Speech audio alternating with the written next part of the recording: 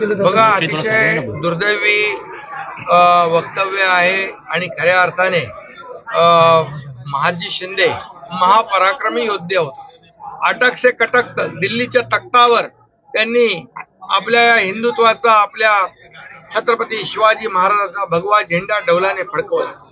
त्या महापराक्रमी महादजी शिंदे यांच्या नावाचा राष्ट्रगौरव पुरस्कार माझ्यासारख्या कार्यकर्त्याला दिला हे माझा भाग्य आहे. पण हे सर्व जे विरोधक आहेत त्यांच्या पोटदुखी उठलेली आहे, पोटसूळ उठलेला आहे आणि या पोटदुखी द्वेषाने पछाडलेले आहेत. या द्वेषामध्ये ते काय बोलतात तेही त्यांना कळत नाही. महादजी शिंदे यांचा अपमान केलाय, एका महापराक्रमी योद्ध्याचा अपमान केलाय. त्याचबरोबर या ठिकाणी साहित्यिकांना देखील दलाल म्हटलंय.